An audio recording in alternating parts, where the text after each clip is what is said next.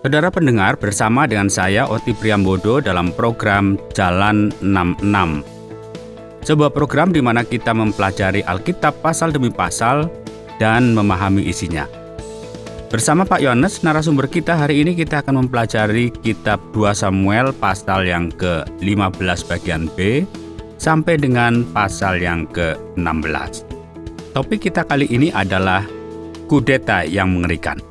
Mari kita mendengarkan bersama dan belajar dari kisah dalam Alkitab. Saudara yang dikasihi oleh Tuhan, senang sekali kita bisa berjumpa lagi di dalam program Jalan 66 masih bersama saya, Pendeta Yohanes. Saudara, kiranya hari ini saudara diberkati oleh Tuhan dan harapan saya saudara tetap teguh, berdiri dengan kekuatan yang Tuhan anugerahkan, agar kita bersama-sama terus memandang kepada Kristus yang mengasihi kita. Saudara, hari ini saya mengajak kita akan kembali belajar kebenaran firman Tuhan.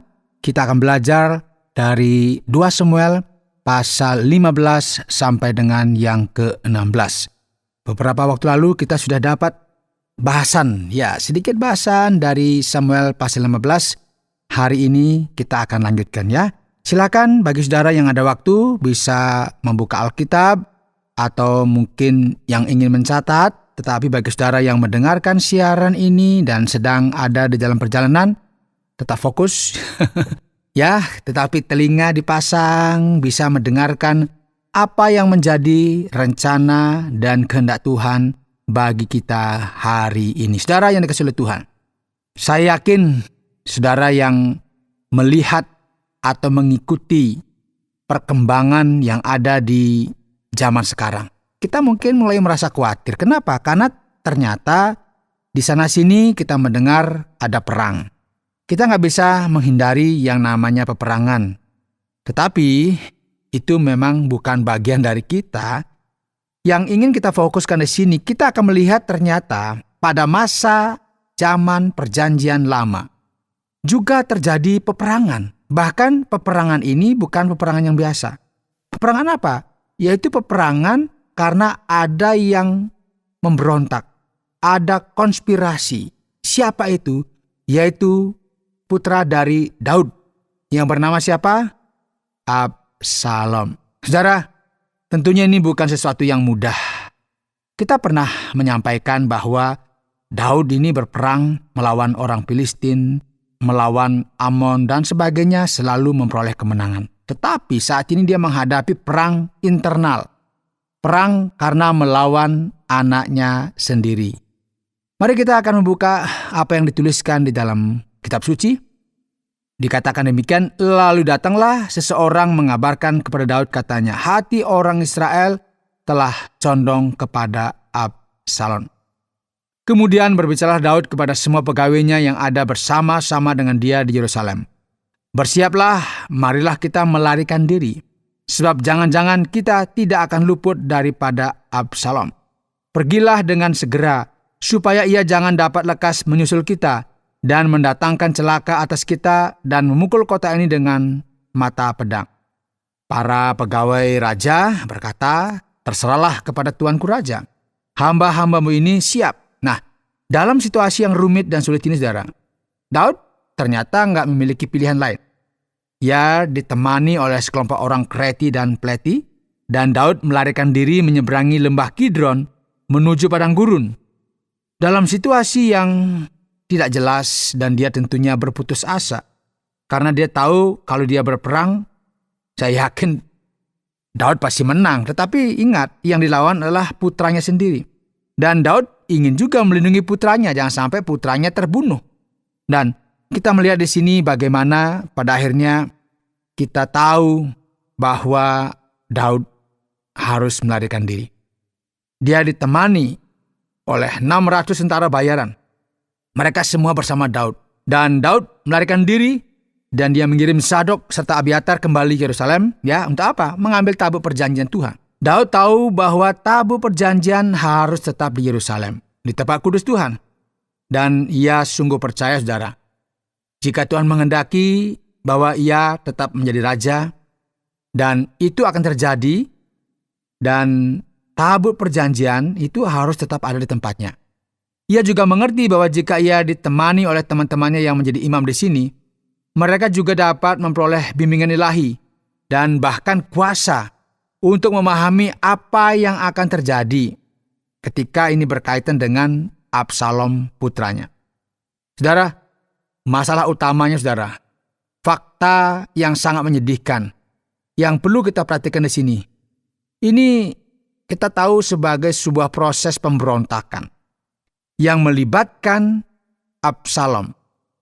Dan dia dibantu oleh seorang pria yang dulunya adalah penasihat Daud, yaitu Ahitofel. Dan pria ini akan menjadi kunci dalam proses pemberontakan yang kalau kita baca, ini akan dijelaskan di pasal 15 dan 16. Dan ini menarik, saudara. Sangat menarik kalau kita memperhatikan di sini. Bahwa Daud terus mendaki bukit Zaitun untuk apa? Menangis. Kepalanya ditutupi. Ia bertelanjang kaki. Dan semua orang yang bersama dengan dia ikut juga menutupi kepalanya dan mereka menangis sambil mendaki. Saudara, bayangkan ini satu adegan yang sangat menyedihkan. Suatu keadaan yang gak gampang. Dan ini saya katakan sebagai adanya konflik keluarga yang bukan hanya menghancurkan secara materi, tetapi menghancurkan hati. Dan ketika Daud mendengar kabar, Ahitofel termasuk di antara orang-orang yang bersekongkol dengan Absalom. Dan Daud dalam keadaan demikian, dia berdoa. Dia memohon agar Tuhan mengubah nasihat Ahitofel yang diberikannya kepada Absalom menjadi, katakanlah, nasihat yang tidak akan merugikan. Ya, kita nggak boleh lupa, ini siapa sih Ahitofel ini? Siapa, saudara? Ahitofel ini adalah kakeknya Batseba, perempuan yang terlibat dalam dosa besar yang dilakukan oleh Daud. Dan semua ini kembali kepadanya sekarang, saudara. Nah, ketika Daud tiba di puncak gunung, tempat orang-orang biasa menyembah Tuhan, Husai orang Arki sudah ada di sana untuk apa? Menemuinya. Jubahnya terkoyak dan debu ada dari kepalanya. Dan kita tahu Husai adalah sahabat Daud. Daud berkata bahwa ia nggak perlu pergi bersamanya. Coba kita perhatikan. Tetapi jika engkau kembali ke kota dan berkata kepada Absalom, aku ini hambamu ya raja. Sejak dahulu aku hamba ayahnya, tetapi sekarang aku menjadi hambamu. Dengan demikian engkau dapat membatalkan nasihat Ahitofel demi aku. Kita lihat di sini strategi daripada Daud semacam mengirim mata-mata agar menyusup begitu supaya ini nasihat atau rencana Ahitofel ini dibatalkan. Dengan demikian ini semacam memberi pengaruhlah kepada Absalom. Katakanlah jangan sampai memberontak, jangan sampai melawan ayahmu sendiri, kira-kira seperti itu ya. Karena ini saya katakan sebagai situasi yang tidak mudah.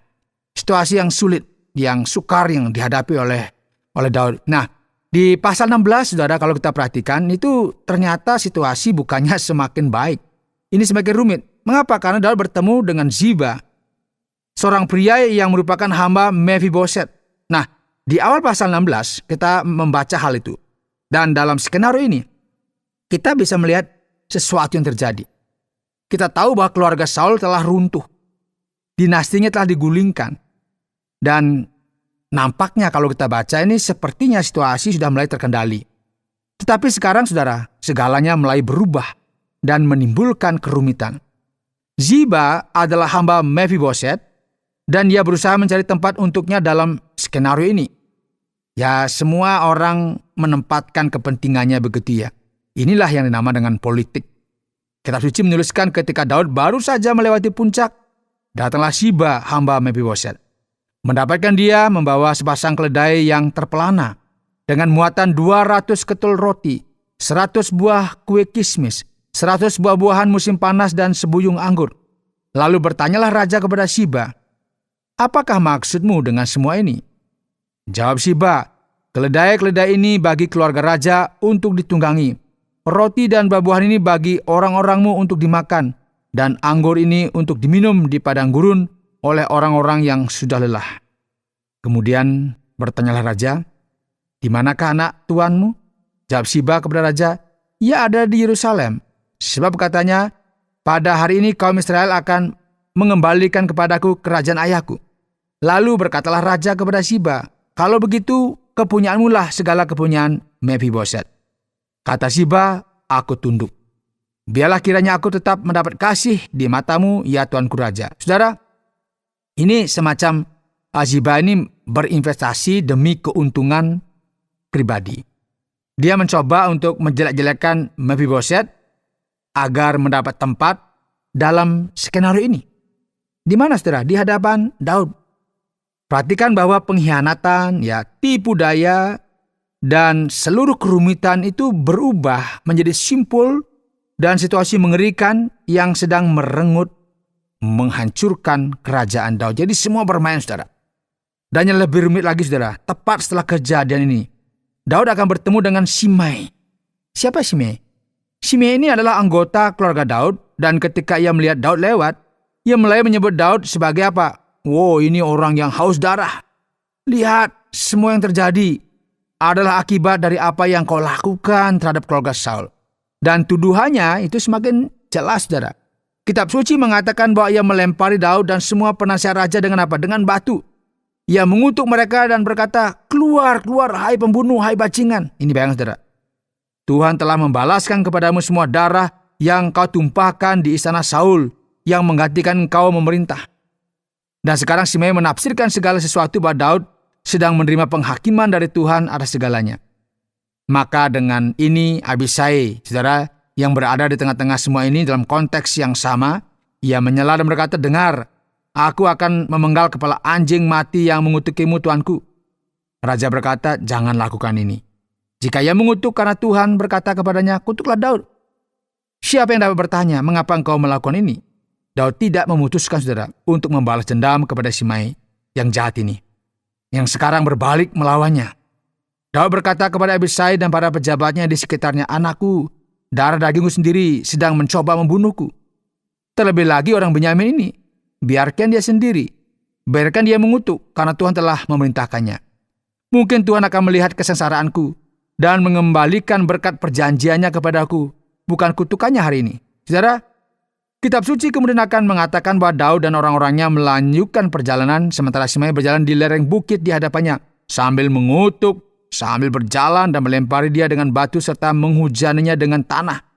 Raja dan seluruh rakyatnya tiba di tempat tujuan dalam keadaan kelelahan. Di sanalah ia menyerahkan diri. Ya, mungkin Anda merasa punya masalah, ya. Bayangkan, jika Anda adalah raja yang menggantikan Daud, Anda sedang menghadapi masa sulit yang rumit dalam kehidupan Daud ketika ia akhirnya terpuruk dalam pemerintahannya, menghadapi perlawanan dari putranya Absalom, dan ini bukanlah sesuatu yang gampang. Ini adalah sesuatu yang sulit. Ada kudeta yang keji yang terjadi pada masa pemerintahan Daud. Saudara, sekali lagi ini yang dituliskan oleh kitab suci, bahwa kehidupan ini tidak seperti yang kadang-kadang kita rancangkan.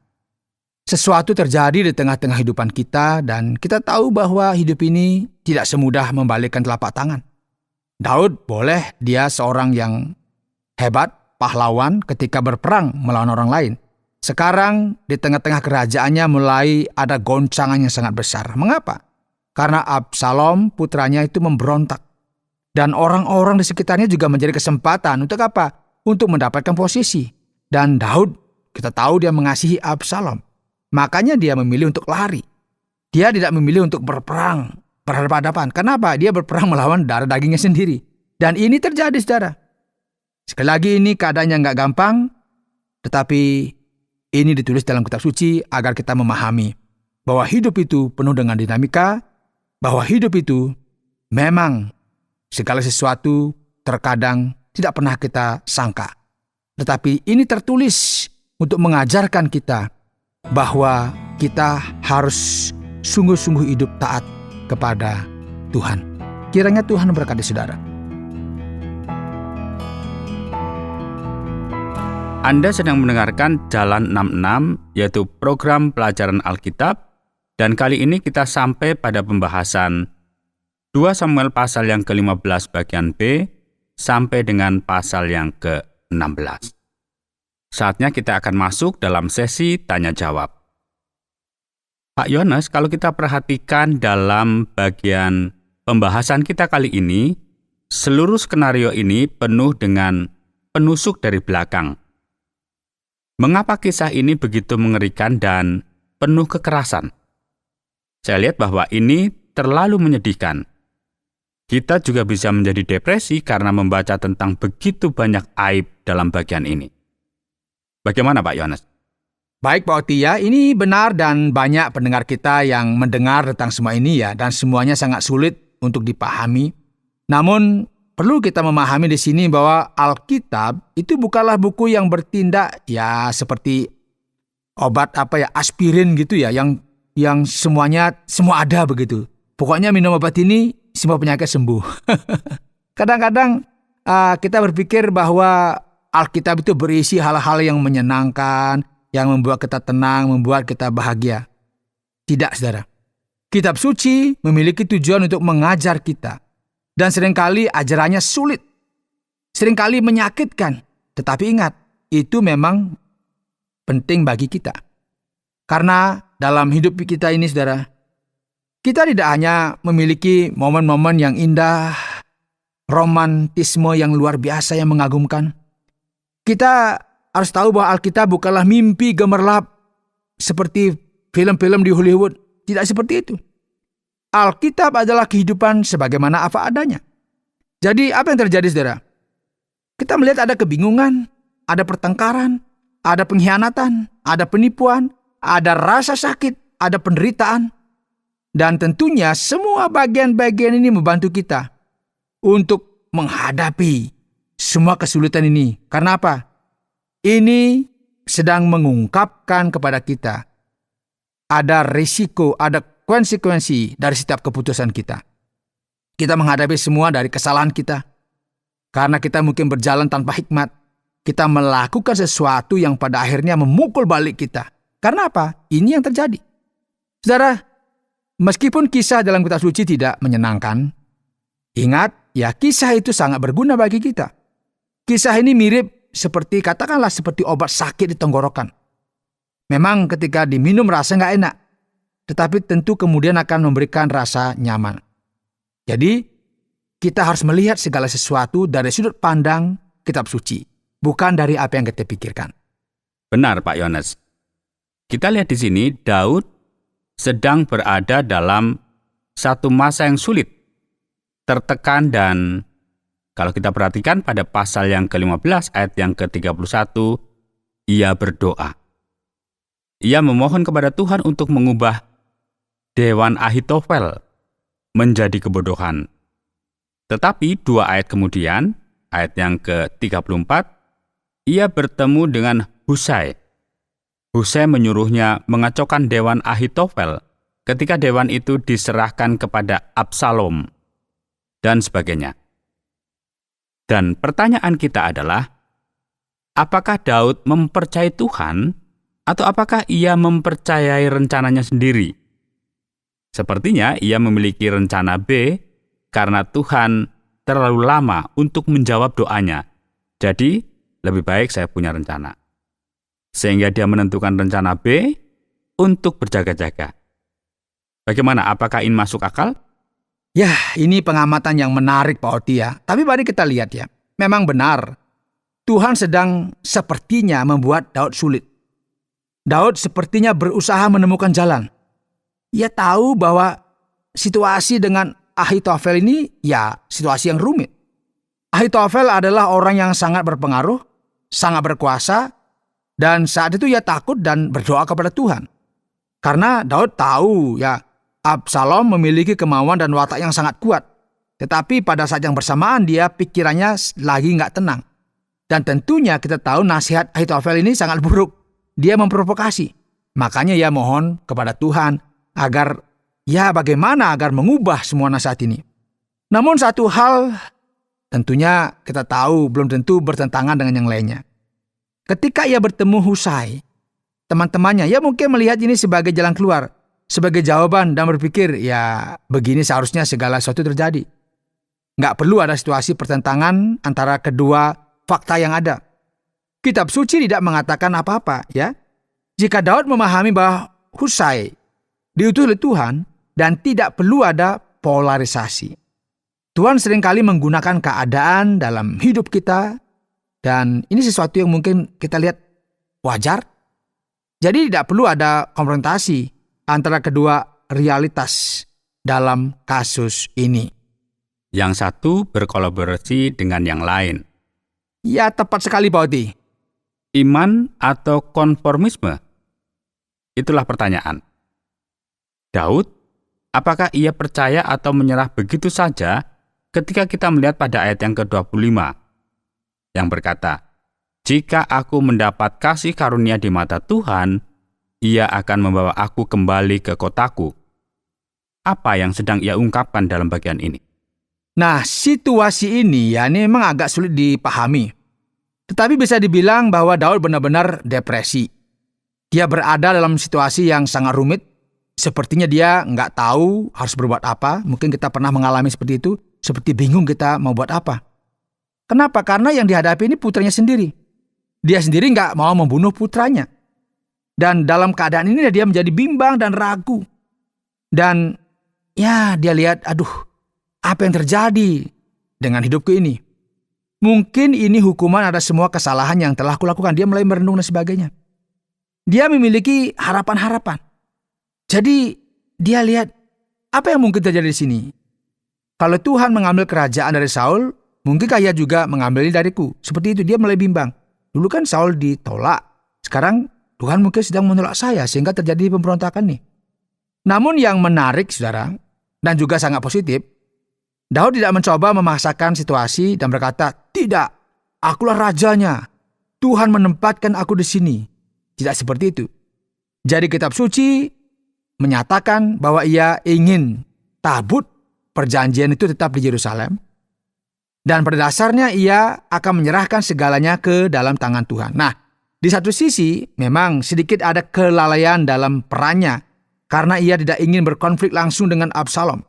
Namun ia bereaksi dengan mengatakan jika Tuhan menghendaki saya menjadi raja, maka segala sesuatunya akan berjalan seperti ini. Artinya jika dia menghendaki ya pasti berjalanlah. Hal ini penting karena di saat-saat yang lebih sulit dalam hidup, kita biasanya menempatkan diri di pusat segala hal dan coba memaksakan situasi sesuai dengan keinginan kita. Ingat, Daud ketika situasi ini dia tetap tenang dan tetap kalem gitu ya. Dia tidak terprovokasi. Kita lihat di sini ketenangan Daud, walaupun kita tahu dia juga dalam keadaan yang stres. Ia memang memiliki jiwa yang terluka. Tetapi dia tetap tenang dan tentram, dia percaya kepada Tuhan. Tuhan telah berjanji dalam perjanjiannya bahwa dinastinya akan bertahan selamanya. Pertanyaannya, benarkah demikian? Jadi saya pikir pilihan iman itu masih lebih besar daripada sikap konformisme di sini, Pak Oti. Benar, Pak Yohanes. Nah, di pasal yang ke-16 ayat yang ke-5, kita melihat Simei melampiaskan amarahnya kepada raja. Ia memperlakukan raja seolah-olah ia monster. Kalau boleh saya katakan di sini, untuk meredakan situasi, ia seperti wasit yang memberikan poin kepada tim lawan. Hanya untuk menenangkan para penggemar yang marah. Tapi di sini ia bersikap terlalu keras. Ia mengeluh dengan mengutuk raja, melempar batu, dan itu aneh karena Daud tidak bereaksi. Ia hanya menerimanya. Bukankah perilakunya di sini agak aneh begitu? Lalu bagaimana ini Pak Yohanes? Kelihatannya aneh ya, tetapi ini mungkin sangat berkaitan dengan apa yang kita amati di bagian sebelumnya, di mana ia juga bereaksi dengan sangat terkendali. Daud agak tertekan, terpuruk ketika ini terjadi. Nah, prajurit di sini ada Abisai ingin melakukannya dan memenggal kepalanya, dan Daud tidak mengizinkannya. Apa yang ia katakan? Dengar, mungkin Tuhan akan melihat kesengsaraanku dan memulihkan berkat perjanjiannya, bukan kutukannya pada hari ini. Ia memahami sesuatu yang sulit dipahami banyak dari kita saat ini, yaitu apa yang dikatakan di ayat 10. Jika ia mengutuk karena Tuhan berkata kepadanya, kutulah Daud. Siapakah yang dapat bertanya, mengapa engkau melakukan ini? Daud menyadari bahwa ia memiliki masalah, dan ia tahu tentang transisi yang rumit dalam sejarah dinasti Saul. Dan ia memahami bahwa setiap masalah dan semua penderitaan pada akhirnya dapat dijelaskan oleh Tuhan. Maka ia berkata, Tuhan yang mengendalikan situasi ini.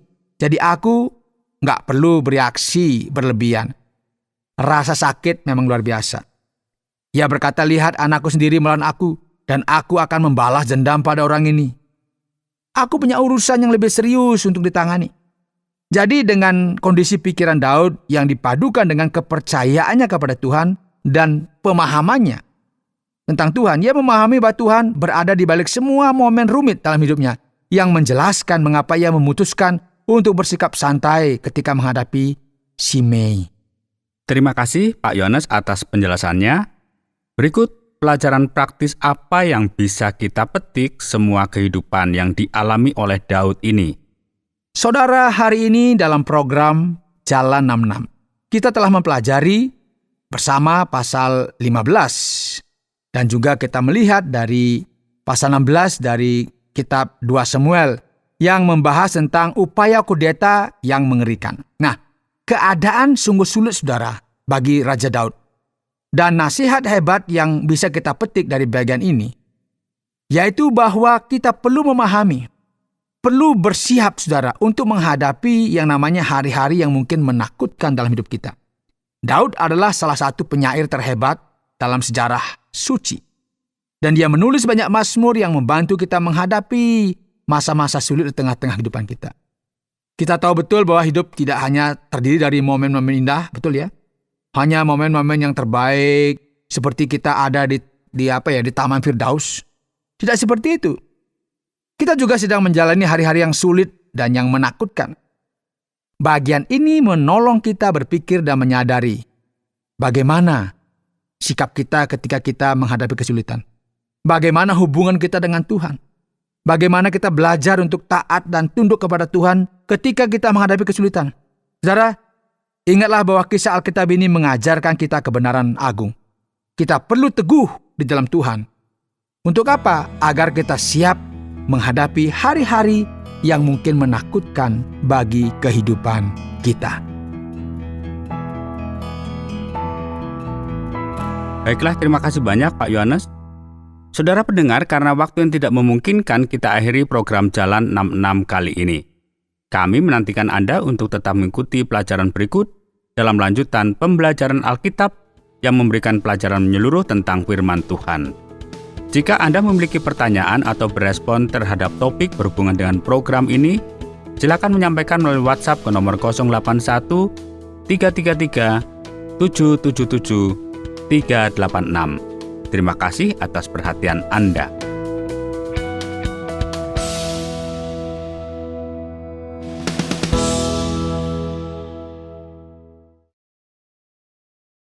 Terima kasih Anda sudah mengikuti program kami. Jika Anda diberkati, jangan lupa like, komen, dan share supaya Anda tidak ketinggalan setiap program terbaru kami.